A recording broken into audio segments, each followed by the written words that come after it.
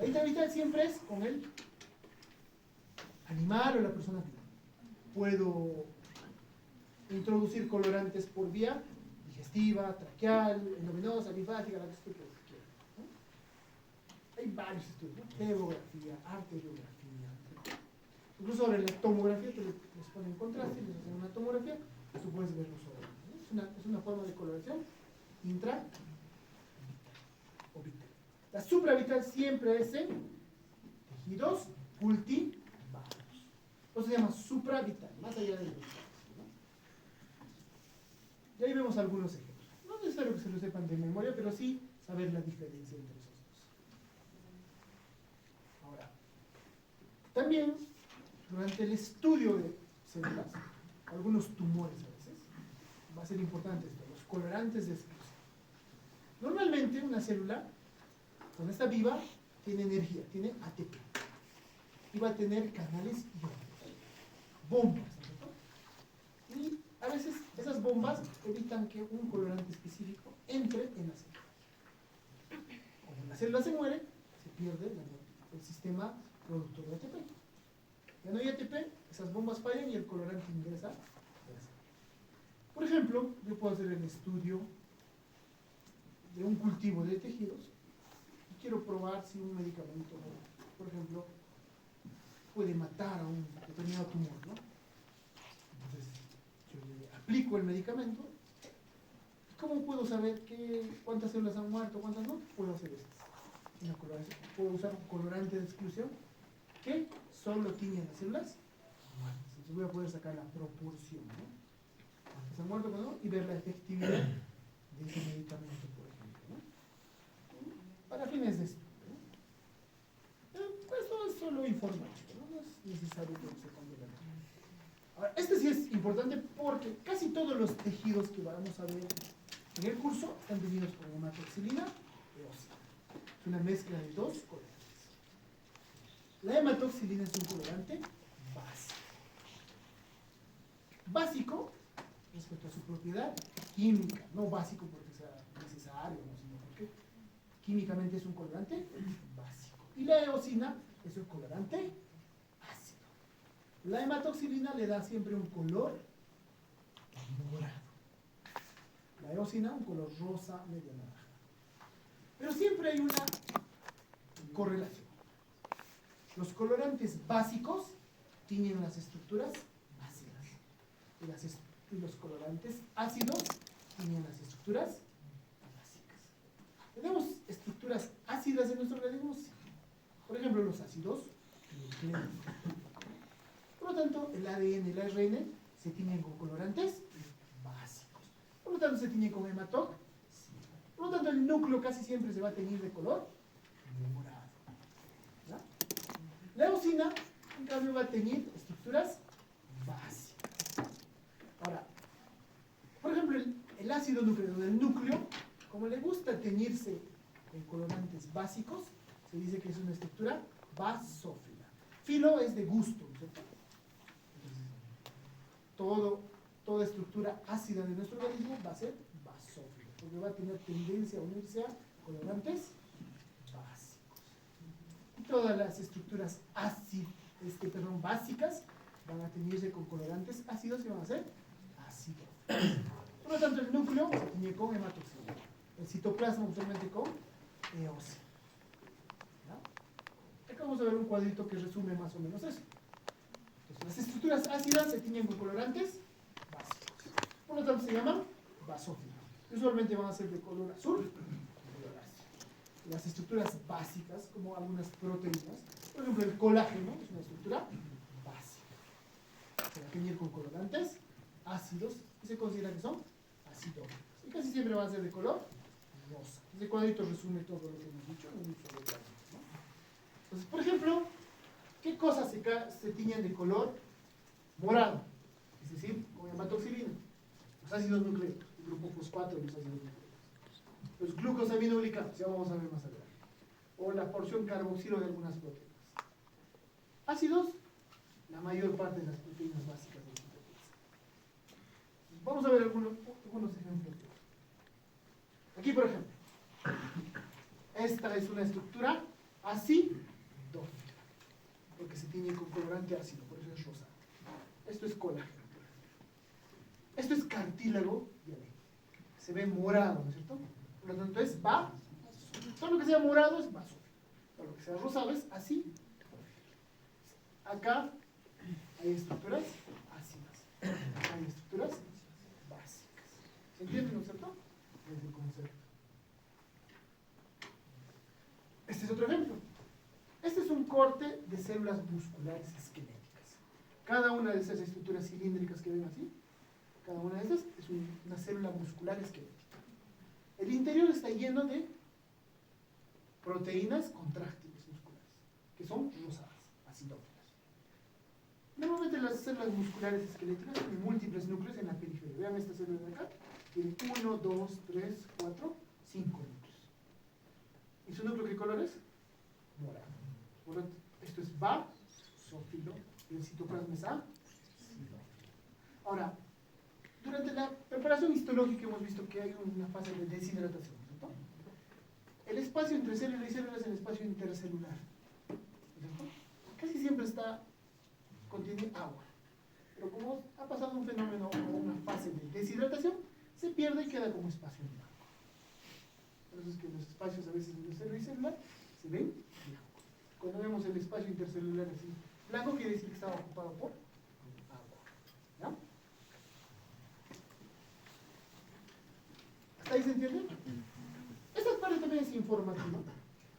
Aparte, habíamos visto la anterior, es una mezcla de 2 colores.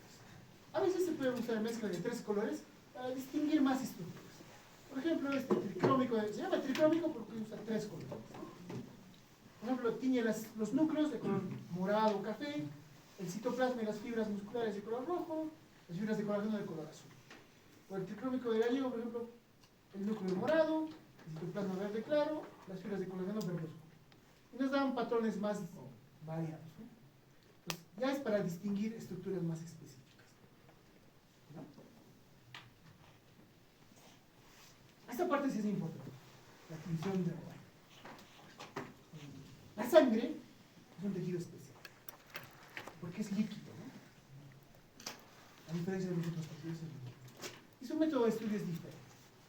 Y aquí se usa una coloración especial, la tinción de Roy. Como les digo, no es necesario que copien todo, porque esto, las diapositivas ya les he subido al sistema, ¿no? Pues la tinción de Wright, o algunos le llaman Wright-Giemsa, ¿no? Con G de gato, Giemsa. Sirve específicamente para teñir células de la sangre y de la médula ósea.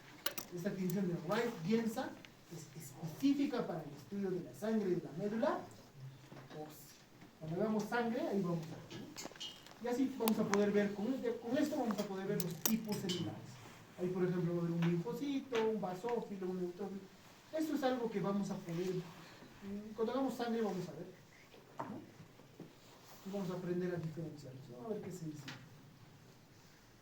¿Hasta ahí se entiende? Exacto. Ahora, hay ciertas estructuras de nuestro organismo, elementos, que no se pueden teñir con colorantes normales, que a veces necesitan impregnaciones metálicas. Casi siempre, por ejemplo, oro y plata. Y eso casi siempre es en el sistema nervioso central, ¿no? Por ejemplo, esta es una neurona. Este es el cuerpo neuronal, estas son sus dendritas. Esta es una impregnación metálica. Esta es una neurona. Este es un axón, dendrita, dendrita. Núcleo, núcleo. Es otra impregnación metálica. Esta es una neurona, ¿ya? Su axón, dendrita, dendrita, dendrita. Con tinción normal no se ve. Necesita impregnación. Este, por ejemplo, es una microglia. Es parte del tejido nervioso, pero que solo se puede ver con impregnación. Entonces, en muchas de las células del sistema nervioso central, o del estudio del sistema nervioso central, se necesita impregnación celular. Ahora, esta es una excepción muy importante. Las fibras reticulares. Las fibras reticulares son un tipo de fibras de colágeno. Eso lo vamos a volver a ver en tejido conectivo, pero las fibras reticulares son un tipo de colágeno que no se puede teñir fácilmente con cualquier colorante. Necesitan impregnaciones metálicas, con plata. Y son esas líneas negritas que vemos. y son el esqueleto de algunos órganos, como el hígado y el vaso. El hígado y el vaso, su centro, su esqueleto está formado por estas fibras reticulares. Como una esponja. ¿Has visto una esponja? ¿No? Entonces la esponja serían las fibras reticulares y sobre esas fibras se adosan las células. ¿No? Entonces las fibras reticulares sí o sí necesitan impregnaciones celulares. Eso lo vamos a repetir cuando hagamos tejido. ¿Hasta ahí se entendió? Perfecto. Ahora, acá hay dos conceptos. Estos conceptos son fáciles, pero es cuestión de prestar atención. Ortocromacía y metacromacía. Normalmente, cuando yo tiño un tejido y lo tiño con un azul de metileno, se debe teñir de azul. Si lo tiño con un rojo de crescero, se tiñe de color rojo. Eso se llama ortocromacía. La capacidad de que un colorante básico o ácido mantenga invariable su espectro de absorción. O sea, que mantenga su color. Eso es ortocromacía. Es lo normal. Ortocromacía, que si yo lo tiño con el color que quiero, termina saliendo el color que yo quiero. ¿Se entiende eso? Pero hay algunas estructuras o algunas células en nuestro organismo que si le tiño con un color determinado, cambia de color. No, es la excepción a esto. A eso se llama metacromacia. La capacidad de hacer virar el azul original con el que estoy tiñendo a un color púrpura o violáceo. Casi siempre. Y sirve para identificar elementos específicos o células específicas.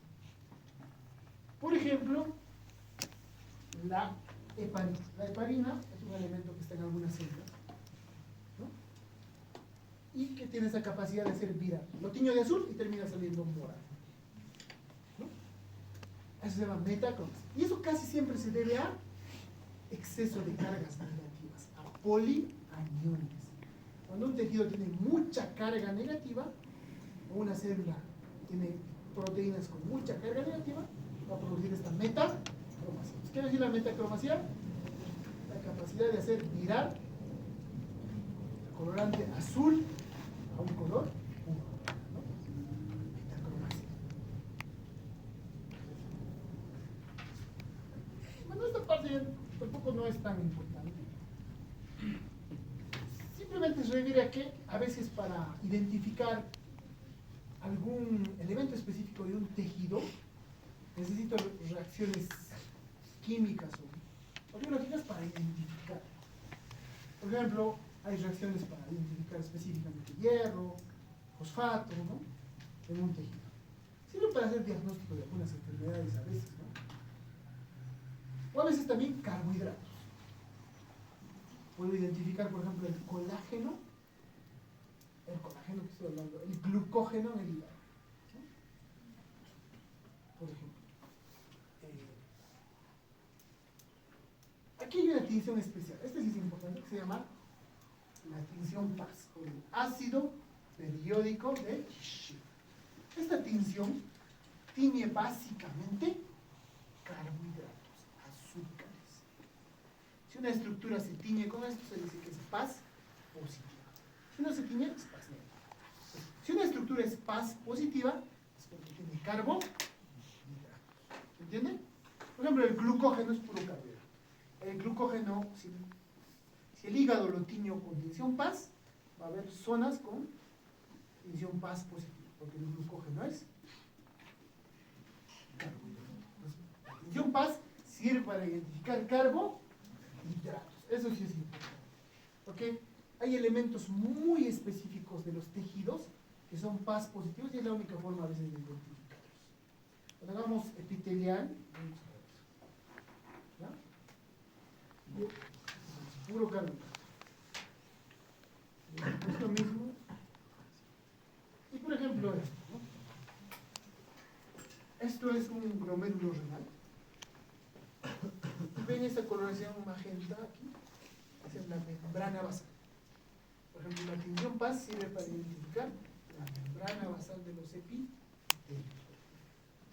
¿Ya? La tinción PAS.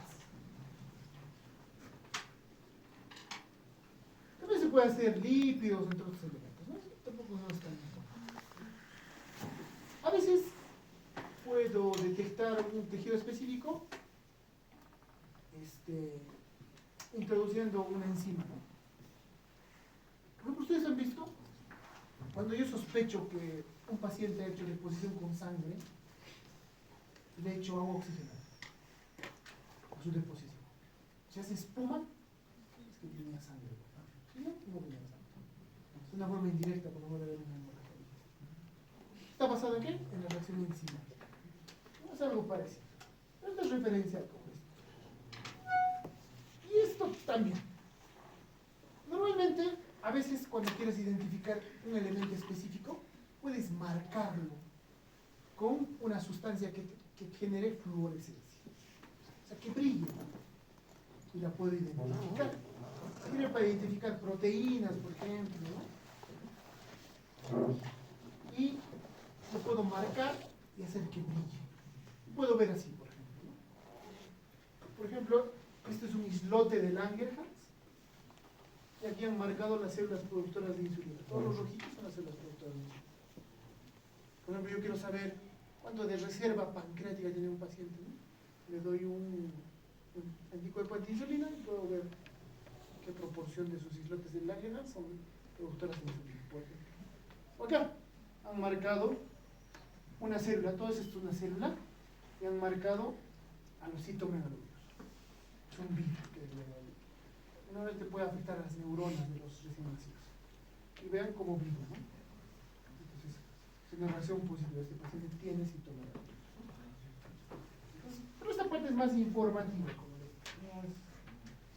Las partes